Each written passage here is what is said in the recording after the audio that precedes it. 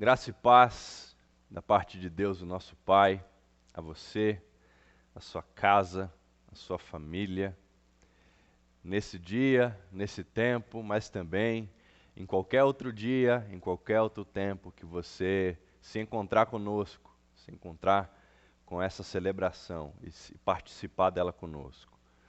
É uma alegria muito grande estar aqui com você, para juntos, mais uma vez, olharmos para as Escrituras e tentarmos encontrar nas Escrituras, respostas que venham trazer refrigério à nossa alma, consolo à nossa alma.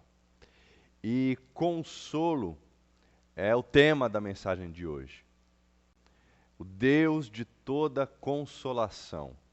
Essa é a afirmação que o apóstolo Paulo faz em sua segunda carta aos Coríntios, no capítulo 1. O Deus de toda consolação. E por que é importante nesse tempo, nesse culto, nesses dias, trazermos uma mensagem com essa direção? Porque é verdade, você sabe disso, eu também, que todos nós estamos sofrendo, cada um de nós em medidas diferentes, em proporções diferentes, mas todos nós estamos lidando com vários aspectos de sofrimento. É verdade também que durante essa pandemia, muitos de nossos irmãos e irmãs, em todo o Brasil, em todo o mundo, se perceberam num estado de maior fragilidade emocional, de maior angústia, de maior desespero. E a Bíblia Sagrada traz para nós respostas que podem nos encorajar, nos impulsionar a uma nova realidade de vida, mesmo em meio a dias maus, mesmo em meio aos dias de tristeza, de angústia, de dor. A Bíblia Sagrada, este livro, traz para nós a revelação do Deus que é totalmente consolador. É o Deus de toda consolação. E a segunda carta que o apóstolo Paulo escreve à igreja de Corinto, que foi escrita provavelmente próxima ali do ano 57, 58, um ano depois, muito provavelmente um ano depois da primeira carta de Paulo à igreja de Corinto. Paulo estava possivelmente em sua terceira viagem missionária, possivelmente ele escreveu essa carta estando em Filipos, e havia inúmeros problemas naquela igreja, com aquela igreja de Corinto. E aqueles problemas e aquelas situações deixavam o apóstolo Paulo preocupado, deixavam o apóstolo Paulo angustiado. Sobretudo por três razões. Primeiro, porque Paulo precisava apresentar o Evangelho, ele percebeu que era necessário apresentar o Evangelho para aquelas pessoas de forma mais incisiva, de forma mais intensa, de forma mais profunda. Ele percebeu que havia um grande risco daquelas pessoas abandonarem o Evangelho ou distorcerem o Evangelho para satisfazer as suas próprias vontades. Então ele escreve com a intenção de ser mais direto, de ser mais incisivo, de ser mais cirúrgico no seu ensino do Evangelho. A segunda coisa é que Paulo queria lembrar aqueles irmãos do compromisso financeiro que eles tinham com a missão, do compromisso financeiro que eles tinham com ele, apóstolo Paulo, que estava plantando igrejas, evangelizando o povo, falando de Jesus, sofrendo por isso. Havia um compromisso daquela igreja de sustentar a obra missionária do apóstolo Paulo, mas não porque era o apóstolo Paulo, mas sim porque era a obra missionária do reino de Deus, porque era a missão do reino de Deus que estava avançando, e por isso todo cristão deve se envolver de forma financeira nesse compromisso. Inclusive eu, inclusive você. É por isso que nós somos igreja. E apóstolo Paulo está aqui lembrando a igreja de Corinto desse compromisso que eles tinham com o sustento financeiro da obra missionária. E esse compromisso também é meu, também é seu, é de todos nós. Nós temos esse compromisso de, com os nossos recursos, assim como tinha a igreja de Corinto, nós temos o compromisso de, com os nossos recursos, avançar o reino de Deus, contribuir para o avanço do reino de Deus. Esse também é o nosso compromisso, assim como era da igreja de Corinto, mas naquele tempo, naquela época, havia necessidade do apóstolo Paulo lembrar aqueles irmãos disso. E a terceira coisa, Paulo queria dar fim a qualquer tipo de questionamento que pudesse surgir a respeito da sua autoridade apostólica. Porque é interessante que os questionamentos dos crentes de Corinto sobre o apostolado de Paulo se dava porque eles não conseguiam entender como era possível que um apóstolo de Jesus, que um verdadeiro mensageiro do reino de Deus, sofresse da maneira como o apóstolo Paulo sofreu. Eles não conseguiam conceber a ideia de que seguir a Jesus era um caminho de sofrimento também. Percebe por que foi necessário o apóstolo Paulo reescrever para aqueles irmãos, para que nessa sua nova carta ele fosse mais incisivo acerca das verdades do Evangelho, acerca dos ensinamentos de Jesus, o Cristo? Aqueles irmãos estavam imaginando, estavam considerando a possibilidade de que era, na verdade, um pré-requisito ter uma vida de tranquilidade, de sucesso, de felicidade, de conforto, para ser de fato alguém que tem autoridade de Deus, para ser de fato alguém que serve a Deus. Então essa ideia de que cristão, de que crente não fica doente, não fica pobre, de que crente tem que ser rico, de que crente tem que ser próspero, de que crente tem que ter a família de comercial de margarina, de que crente é a pessoa mais blindada e perfeita e bem-sucedida do mundo, essa ideia não é nova. Não é nova. Essa turma aí que surgiu com essa positividade, especialmente dentro desse cenário coach, esse pessoal aí não inventou isso agora. Isso é bem antigo. Isso é muito antigo. E os efeitos desse tipo de ensinamento trazem profunda agonia à população, à sociedade, inclusive nos nossos dias. Mas também trazia na época do apóstolo Paulo, também trazia lá no ano 57. E eles estavam questionando essa vida de sofrimento, de prisões, de açoites, de miséria do apóstolo Paulo. Para eles não fazia sentido, como se eles se perguntassem, é possível um verdadeiro apóstolo, um enviado de Deus, que não tenha toda a glória, que não tenha todo o sucesso no seu exercício da missão? Ou então, pode um discípulo de Jesus ser tão pobre, tão marcado por sofrimento? E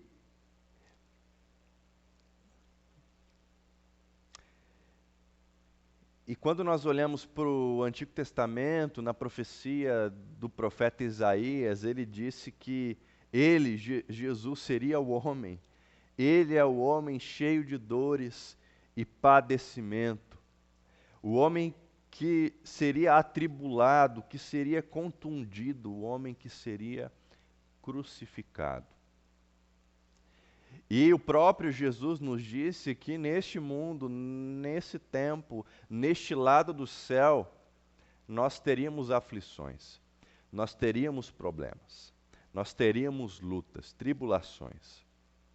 O próprio Jesus nos alertou sobre isso. Philip Yancey, quando ele, no seu livro Onde está Deus quando chega a dor, ele escreve o seguinte: o autor da nossa salvação, Jesus, tornou-se perfeito por meio do sofrimento. Então é justamente pelo sofrimento que nós podemos nos identificar com o Cristo.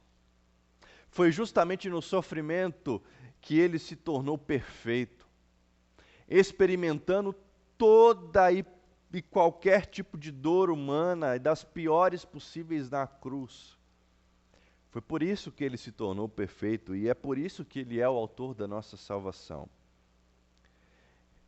Então, tribulação faz parte, gente. A igreja precisa saber que ao viver nessa terra onde Jesus andou, nós vamos caminhar por um caminho de dor, por um caminho sem esplendor, sem essa projeção de sucesso o tempo todo. Até porque não existe cristianismo sem cruz e a vida cristã não é indolor. Não é. Não se engane, a vida cristã não é indolor. Não é algo que nós vivemos anestesiados. Não, dói, muitas vezes dói. Muitas vezes nós passamos por tribulação e a palavra tribulação traz a ideia de um peso esmagador, de um peso me pressionando, me esmagando. Então não é fácil. Não é fácil, mas o autor da nossa salvação tornou-se perfeito por meio do sofrimento. E aí nós chegamos no texto que eu quero ler com você, 2 Coríntios capítulo 1,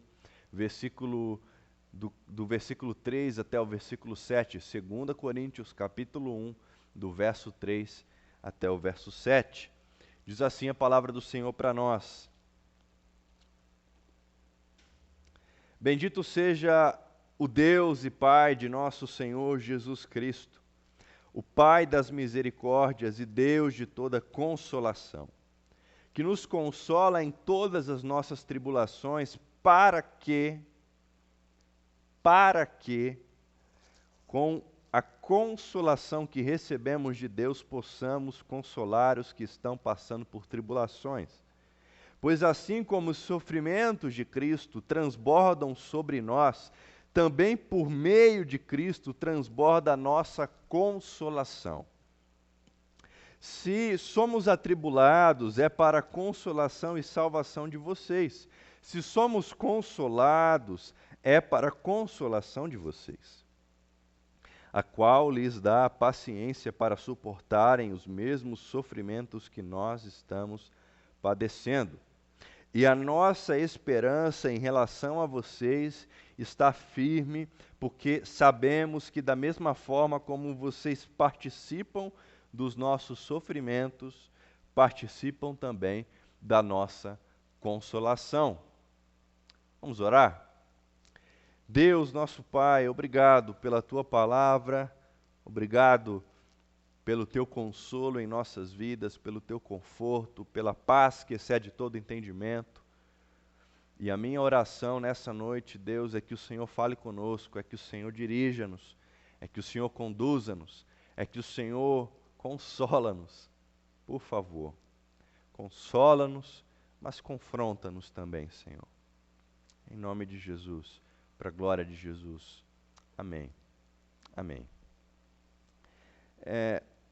O Deus de toda consolação. Esse Deus de toda consolação, o nosso Deus, o Deus da Bíblia, Ele está se revelando a nós hoje, através das palavras de Paulo, um sofredor, alguém que sofreu, que experimentou todo tipo de padecimento por estar servindo a Cristo e por estar em missão. O Deus de toda consolação está também nos conduzindo para uma nova experiência com Ele e com o mundo, através de nossas tribulações. E aí, enquanto eu preparava essa mensagem, enquanto eu meditava, estudava, orava ao Senhor, 3 perguntas vieram à minha mente. 3 perguntas começaram a invadir a minha consciência. E eu quero fazer a você essas perguntas também. A primeira é: o que Paulo fez, ou melhor, o que Paulo faz enquanto está sofrendo? O que Paulo faz enquanto está sofrendo? A segunda pergunta é: como Deus age diante do nosso sofrimento? como Deus age diante do nosso sofrimento. E a terceira pergunta: para que somos consolados enquanto estamos sofrendo? Para que somos consolados enquanto estamos sofrendo? E eu quero oferecer para você nessa noite algumas respostas para essas perguntas, respostas essas que eu encontrei nesse texto que nós acabamos de ler. Nesse texto de 2 Coríntios capítulo 1, versículo 3 ao 7. Eu me encontrei com essas perguntas, mas eu me encontrei também com essas respostas. Aliás, um bom jeito de você ler a Bíblia e aprender sobre a Bíblia é você fazer perguntas ao texto e procurar encontrar essas perguntas dentro do próprio texto. Uma dica importante para você também. Mas o que Paulo faz? Primeiro, o que Paulo faz enquanto está sofrendo? Nós lemos no verso 3, logo no início, as palavras do apóstolo Paulo são as seguintes: Bendito seja o Deus e Pai de nosso Senhor Jesus Cristo. Bendito seja o Deus e Pai de nosso Senhor Jesus Cristo. Então, o que é que Paulo faz? Paulo louva a Deus. Paulo oferece louvor dos seus próprios lábios a Deus. E o Pai é exaltado e louvado aqui pelo apóstolo Paulo, porque é Ele a própria fonte da vida. Deus é a fonte da vida. Deus é toda a fonte da vida. E Ele nos provê tudo quanto nós precisamos para a nossa própria existência.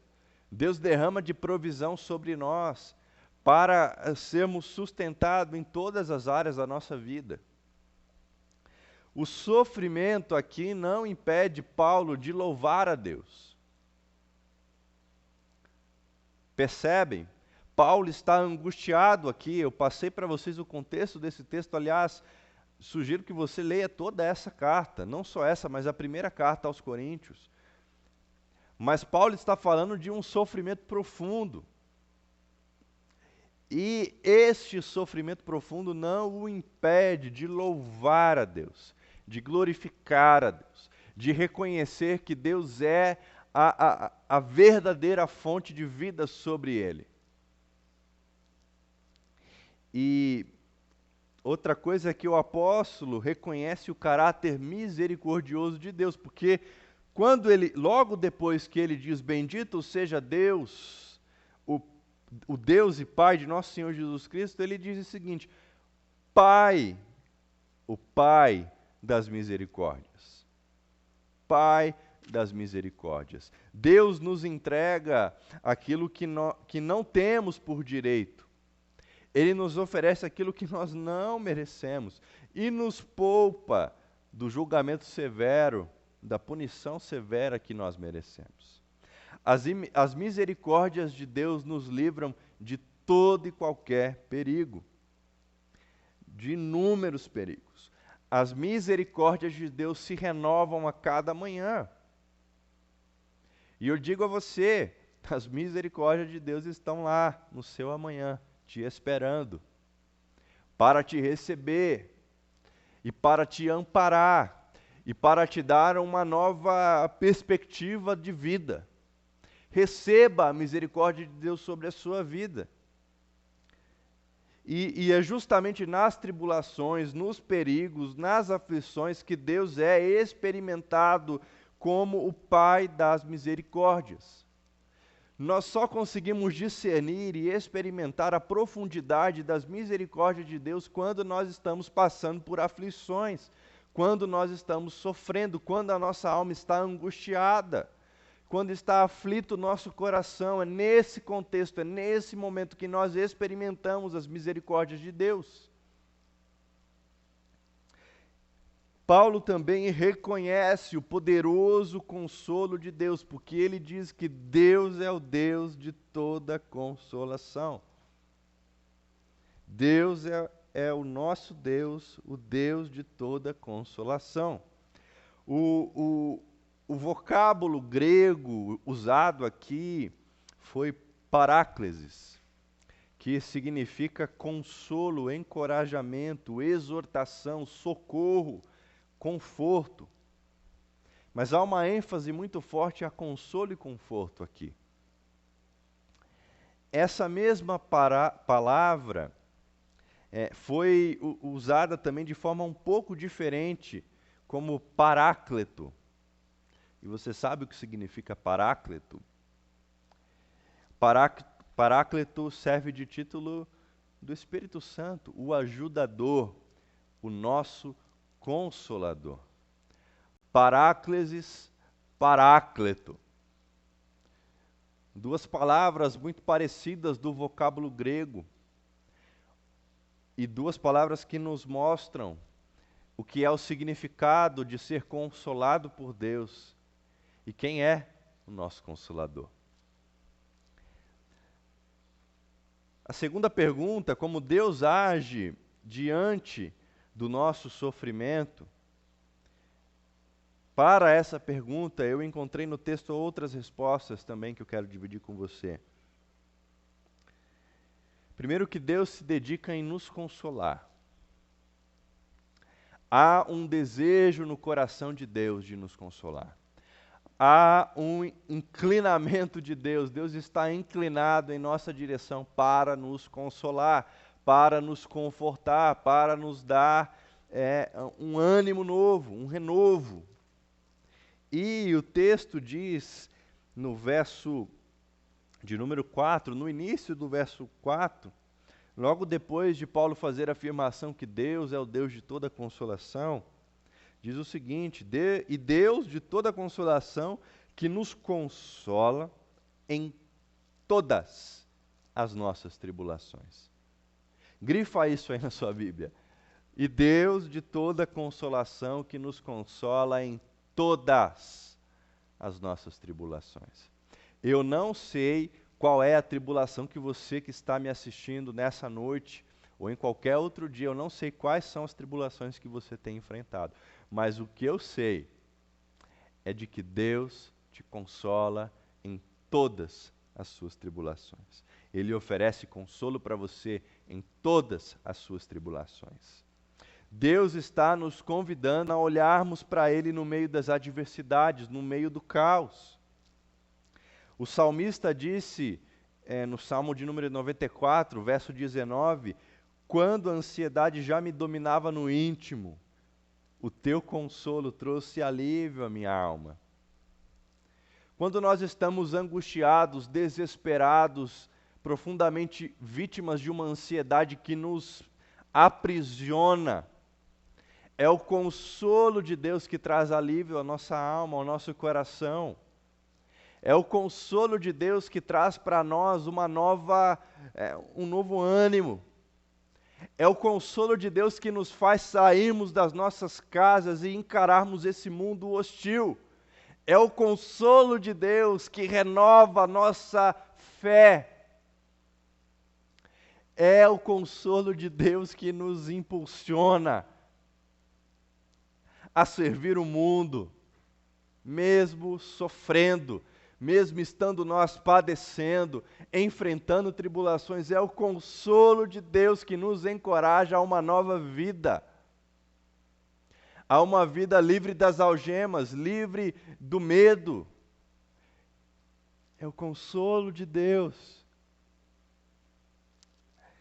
Deus está o tempo todo dando-nos coragem, renovando a nossa esperança, nos apontando novas direções, novas perspectivas. Ele está agindo incansavelmente para que o sofrimento não nos vença.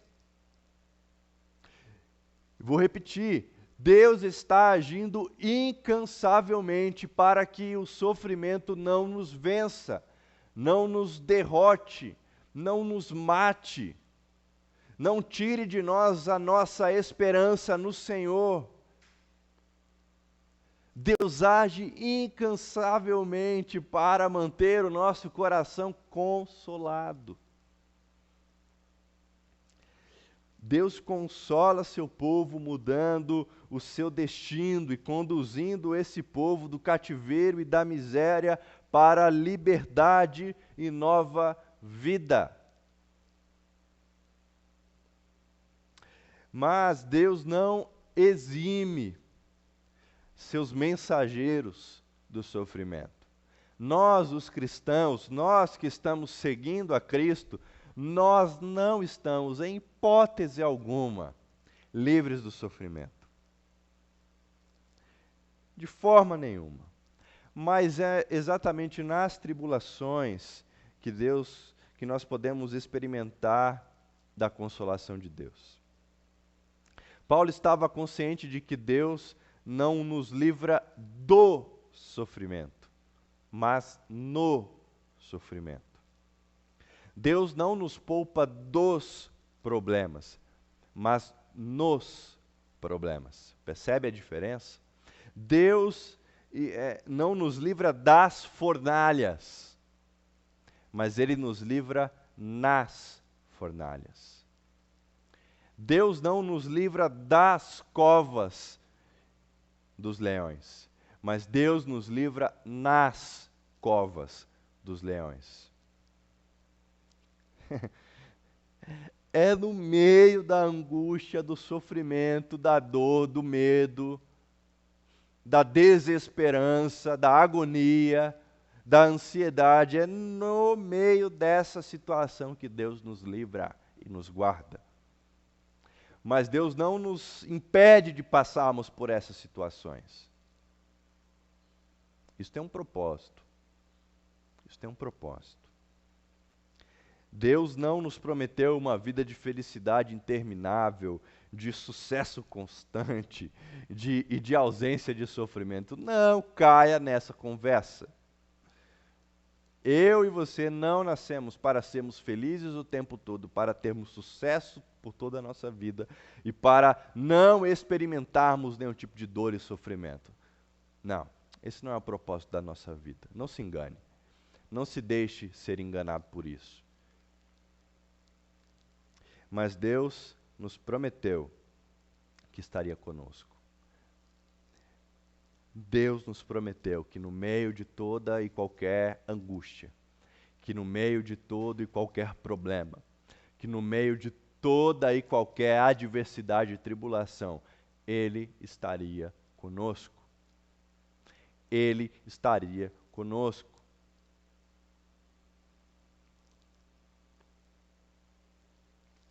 E se Deus está conosco, e se Ele está comigo e com você, à medida que aumenta o nosso sofrimento, também aumenta o suprimento da graça e do consolo de Deus. Quanto maior for a nossa luta, quanto maior for a nossa tribulação, maior será o fluxo do rio do consolo de Deus, o nosso Pai, sobre nossa vida. Quanto maior for o seu sofrimento, maior será a provisão da graça e do consolo de Deus sobre a sua vida. E é importante nos lembrarmos que ninguém chegará ao reino de Deus sem ter passado por tribulação, sem ter enfrentado os dias maus, sem ter resistido aos dias maus. Ninguém entrará no reino de Deus sem ter suportado os sofrimentos, as aflições, os açoites, como um bom soldado de Cristo. No livro de Atos, no capítulo 14, verso 22, está escrito que é necessário que passemos por muitas tribulações para entrarmos no reino de Deus. É necessário. E com essa afirmação do livro de Atos, nós chegamos à terceira pergunta. Para quê? Para que somos consolados enquanto estamos sofrendo? Para quê? Para que serve o nosso sofrimento? Para que serve esse consolo de Deus que vem até nós enquanto estamos sofrendo? Já que é necessário passar por tribulações para entrarmos no reino de Deus, para quê? Por quê que isso é necessário? Deus nos consola para nos capacitar a consolar outros. No versículo de número 4, diz o seguinte: para que, com a consolação que recebemos de Deus, possamos consolar os que estão passando por tribulações. Para que somos consolados enquanto estamos sofrendo? Para que, ao recebermos o consolo de Deus, sejamos preparados para consolar outros. O nosso consolo deve ser uma fonte de consolação para outros. E foi Shakespeare que disse que quem jamais foi ferido zomba das cicatrizes. Quem jamais foi ferido zomba das cicatrizes. E o que nós aprendemos aqui com o apóstolo Paulo nas Escrituras é que quem já foi ferido, além de não zombar daqueles que estão feridos, essa pessoa também serve de instrumento de Deus para consolar os que choram. Então, o discípulo de Jesus, a discípula de Jesus, ela não zomba de quem está sofrendo, mas essa pessoa serve de instrumento para que emane o consolo de Deus na vida daqueles que estão sofrendo. Só quem sente o consolo de Deus na vida pode consolar os que estiverem em qualquer angústia. Só quem foi consolado primeiro pode consolar outra pessoa. Só quem experimentou, quem teve essa experiência, essa epifania de se encontrar com o Deus de toda consolação, só essa pessoa pode consolar outras pessoas.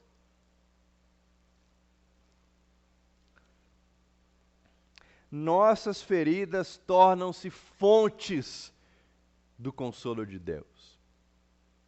As nossas marcas, as nossas dores, a angústia da nossa alma se torna fonte de consolo de Deus para o mundo, para as pessoas que estão à nossa volta. Para que somos consolados? Para nos transformarmos em fontes do consolo de Deus no mundo. Para que somos consolados? Para trazer esperança àqueles que sofrem, porque recebemos da esperança do Deus de toda consolação, que nos faz entender que por mais terrível que seja a dor, o sofrimento, nós cremos em um Deus que derrama sobre nós do seu consolo, da sua paz, da sua vida. E é por isso que as nossas feridas se tornam fonte do consolo de Deus no mundo. O rabino Harold Kushner, que escreveu um livro muito conhecido, best-seller, Quando Coisas Ruins Acontecem às Pessoas Boas, em seu outro livro, uma leitura sobre o Eclesiastes, o livro Quando Tudo Não É o Bastante, ele vai escrever o seguinte: estar vivo é sentir dor, e se esconder da dor é se tornar menos vivo. Estar vivo é sentir dor, e se esconder da dor é se tornar menos vivo. Nós precisamos entender que nós vamos sofrer, inevitavelmente, mas o consolo de Deus que é realizado em nós não deve parar em nós. Nós não devemos ser um reservatório das bênçãos, do consolo de Deus, mas nós devemos ser um canal da consolação divina. Nós devemos ser um canal para que o rio da consolação divina transborde e molhe todos aqueles que estão à nossa volta. Deus nos consola para que possamos ser transformados. Antes de Deus trabalhar trabalhar por meio de nós, antes de Deus trabalhar através de nós, Deus trabalha em nós. Antes de Deus nos usar, Ele nos molda, Ele nos transforma. Mas ser moldado, ser transformado,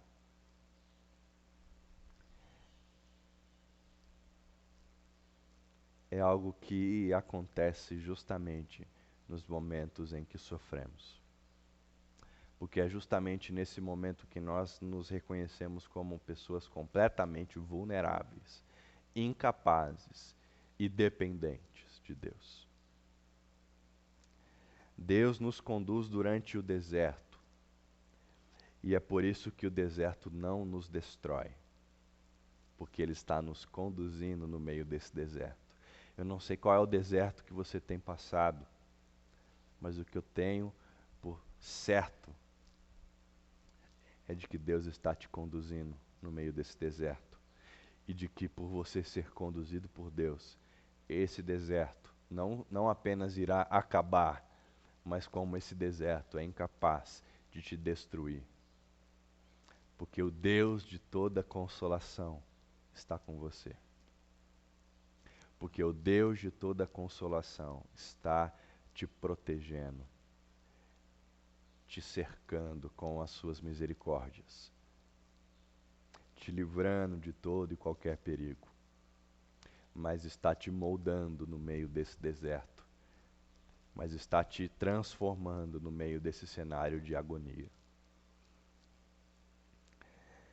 Tomás Halick, um padre que eu tenho me aventurado e me esperançado ao lê-lo, ele vai escrever que não foi por causa do sofrimento que ele começou a crer. Então, por isso, não será por causa do sofrimento que ele desistirá da sua fé. Não foi por causa do sofrimento que eu comecei a crer. E não será por causa do sofrimento que eu abandonarei a minha fé. Não abandone a sua fé em Jesus. Não abandone o seu compromisso do lugar secreto com Ele. Não abandone o seu relacionamento de intimidade com Deus porque você está sofrendo. Porque Deus quer te encontrar. Deus quer te encontrar nesse momento de profundo desespero da sua alma. Deus quer te encontrar e te proporcionar essa experiência de ser consolado por Ele.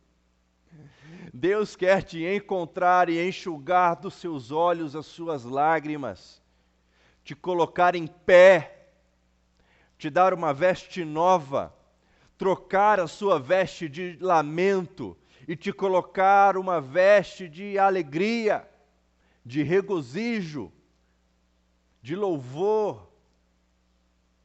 Porque o sofrimento não deve te impedir de louvar a Deus.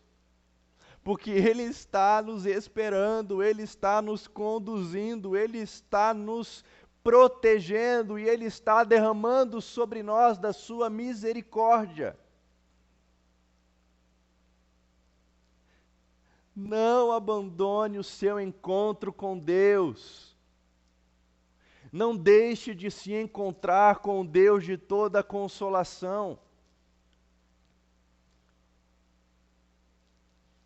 Não abandone a sua convicção de que Deus já te tirou, já te conduziu, já te protegeu, já te consolou de muitos outros problemas. de muitas outras tribulações. E se Ele fez isso antes, por que é que Ele não fará novamente hoje?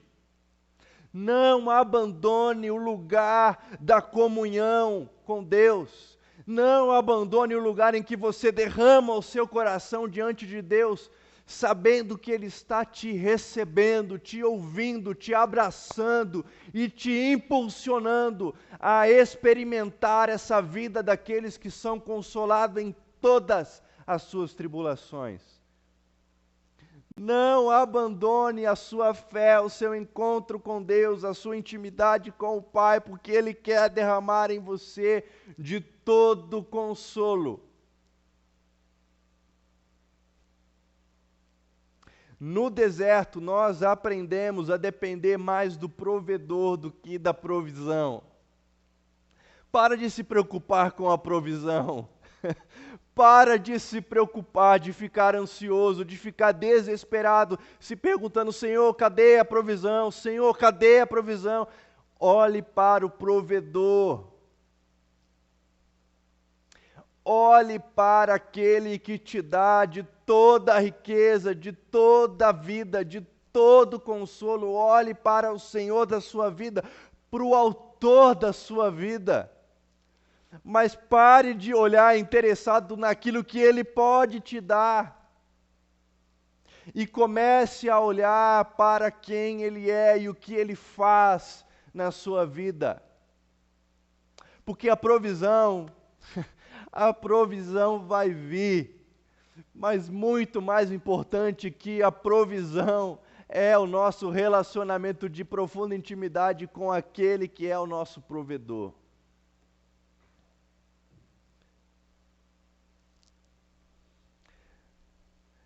Dependa do Senhor. Dependa do Senhor. Nós não somos consolados e confortados para vivermos confortáveis, mas para sermos confortadores, para sermos consoladores. E em meio aos sofrimentos, nós aprendemos mais prontamente a abandonar o mal e nos direcionarmos em seguir o bem. É justamente nesse momento de angústia que nós aprendemos a abandonar os nossos caminhos maus e a seguir o caminho de Jesus, o caminho do bem, o caminho da bondade, do consolo, o caminho da nova vida, o caminho da esperança, o caminho da paz, o caminho do amor.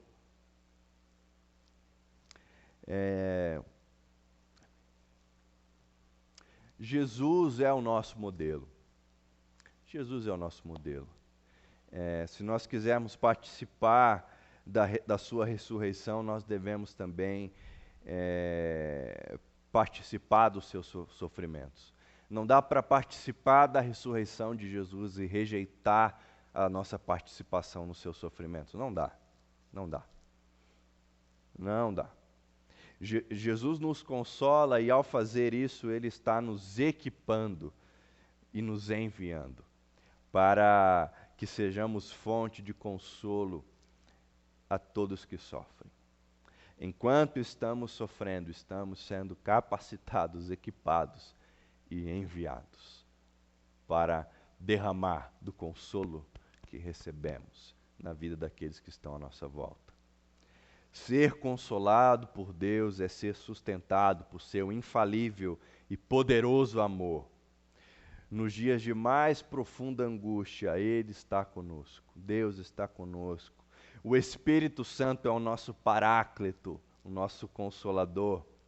Deus, nosso Pai, opera uma profunda transformação em nossa vida durante o período do deserto.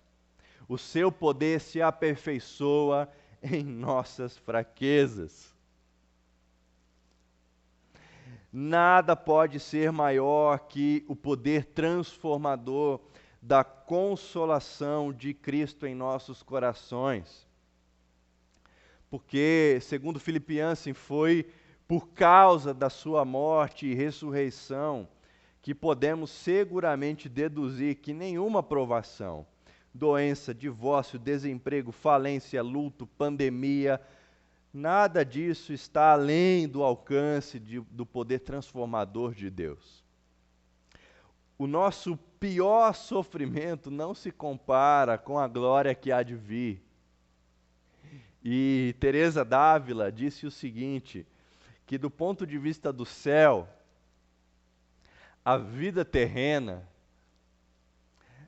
a vida terrena mais sofrida, parecerá como uma noite mal dormida num hotel barato. Você já dormiu num hotel ruim? É uma noite ruim. É uma noite ruim. Mas do ponto de vista do céu, porque dormir num hotel ruim não é a pior coisa do mundo, longe disso, é algo muito pequeno, né?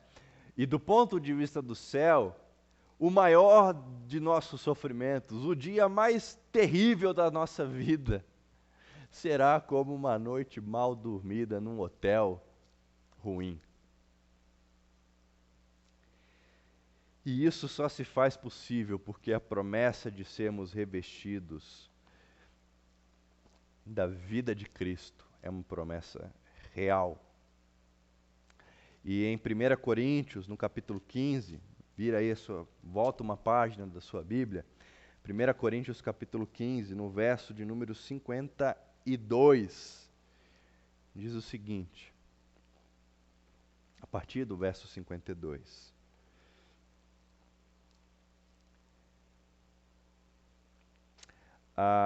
Pois a trombeta soará, os mortos ressuscitarão incorruptíveis, e nós seremos transformados. Nós seremos transformados, pois é necessário que aquilo que é corruptível se revista de incorruptibilidade, e aquilo que é mortal se revista de imortalidade. Quando, porém, o que é corruptível se revestir de incorruptibilidade e o que é mortal de imortalidade, então se cumprirá a palavra que está escrita: a morte foi destruída pela vitória. Onde está, ó morte, a sua vitória? Onde está, ó tribulação, a sua vitória? Onde está, ó angústia, a sua vitória? Onde está, ansiedade, a tua vitória? Onde está, ó morte, o seu aguilhão? O aguilhão da morte é o pecado, e a força do pecado é a lei, mas graças a Deus que nos dá a vitória por meio de nosso Senhor Jesus Cristo, porque, meus amados irmãos, mantenham-se firmes, portanto, mantenham-se firmes, e que nada os abale. Sejam sempre dedicados à obra do Senhor, pois vocês sabem que no Senhor o trabalho de vocês não será inútil. Graças a Deus que nos dá a vitória por meio de Jesus Cristo, nosso Senhor. Portanto, mantenham-se firmes. Mantenham-se firmes. Não abandone a sua fé, você é consolado por Deus e recebe dele toda a esperança de uma vida nova nele. Nós já sabemos como Deus age enquanto estamos sofrendo. O Senhor nos lembrou isso nessa noite. Mas a pergunta agora é: e você? E eu?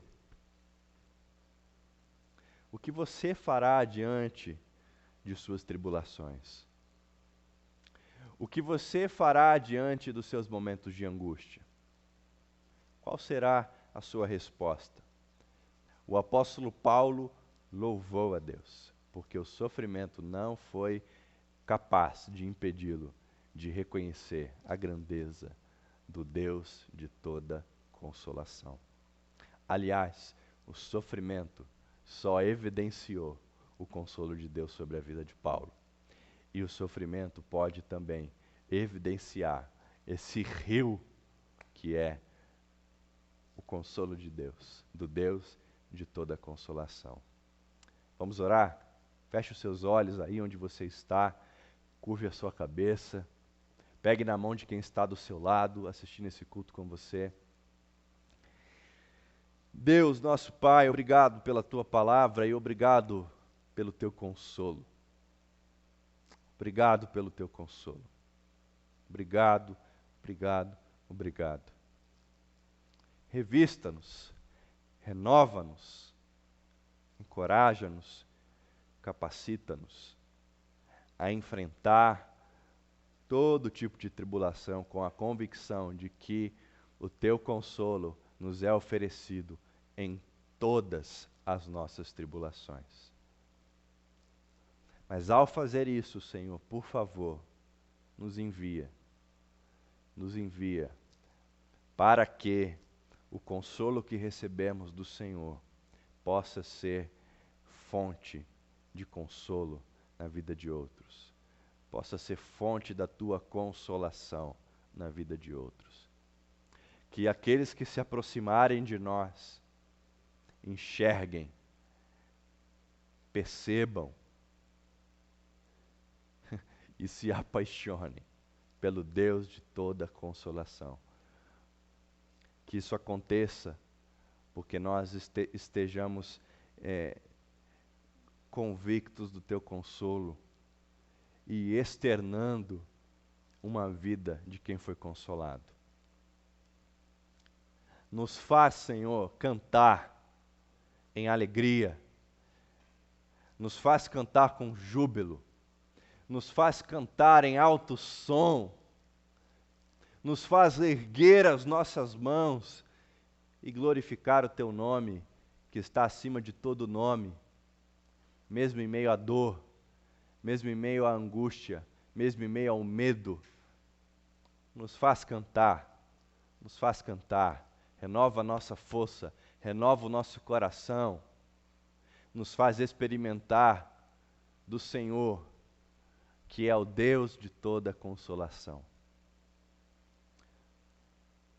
Pedimos isso em nome de Jesus, Senhor, para a glória do Teu nome e para o nosso bem. Amém, amém, amém. Deus te abençoe, tenha uma ótima semana, que você seja encontrado com o Deus de toda consolação.